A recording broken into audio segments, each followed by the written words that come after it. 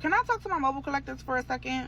And I don't want nobody to take this the wrong way. Don't come in my comments trying to tussle and fight. I'm just going to be honest with y'all. Is it okay for me to be honest with y'all? I get a lot of mobile collectors in my lives asking questions about like being profitable. Should they be mobile or brick and mortar or whatever? Now, y'all know I'm going to say brick and mortar every single time because brick and mortar doubles as mobile. So you kill two birds with one stone. But if you just can't do brick and mortar right now, or you're afraid to commit to like brick and mortar right now, maybe you're in an area where it's high as hell to be a brick and mortar, I totally understand. Go ahead and go the mobile route. But I pinky promise you, going the mobile route, spending money to be DOT certified, and then turning around and looking to like partner with TPAs as your main source is not going to get you anywhere. I'm just being honest with y'all. It's not. Because here's the thing with TPAs. TPAs prefer to send their people to an actual location. Reason being is because a lot of times TPAs are working with bigger companies like Wawa, Sheetz, Amazon, things like that. They don't want to send those people to the back of a gas station to get their drug test done. Now, if they have like post-accident or reasonable suspicion, you may get lucky and they may use you for that type of situation. But how often do you think those type of situations actually happen? I'm not saying that they don't happen. They just don't happen often enough for you to build your entire business on waiting for post-accidents to happen or waiting for reasonable suspicions to happen. It's just not feasible for you as a business owner. Another reason why TPAs would pass you up as a mobile collector and go with an actual physical location, especially if it's business hours, is because of the simple fact that you're going to come with all type of fees: convenience fee, mobile fee, mileage fee, and on top of that, they got to pay you the collection fee. They're going to pass you up and just send them straight to a location where all they got to do is pay the collection fee. They don't have to worry about the convenience fee and the mileage and whatever. And that may be a hard pill to swallow, y'all, but it's the truth.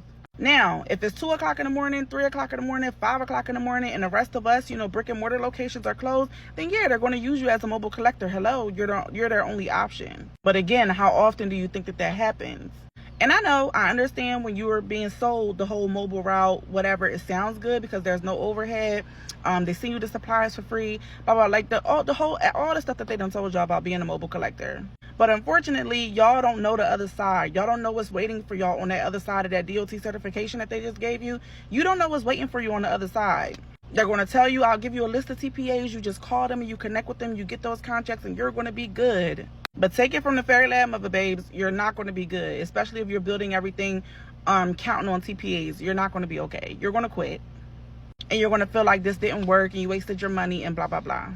So, of course, I am here to help. As a mobile collector, to see real money, I'm not saying don't partner with TPAs because any money coming in is good money, right?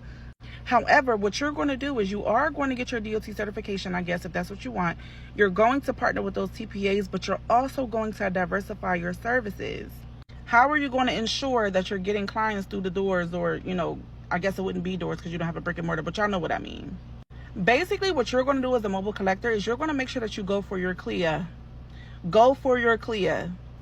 Once you have your CLIA, you're able to do non-DOT drug testing. It's going to also make sense for you to offer breath alcohol testing services. And no, you don't need a certification or a CLIA to be able to do breath alcohol testing. To be a screening test tech, you do not need a certification or a CLIA for neither one. Another thing y'all always ask me, well, did non-DOT even popular? Do people even ask for non-DOT? Yes, they ask for non-DOT, and I'm going to prove it to you right now. Okay, so think about it. DOT is only the Department of Transportation. So you're dealing with truck drivers, you're dealing with bus drivers, you're dealing with like linemen maybe, or what's those people, the pilots, like the FAA or whatever, that's like pilot and flight and stuff like that. That's all Department of Transportation, right? Which is cool. That's a big population of people or whatever.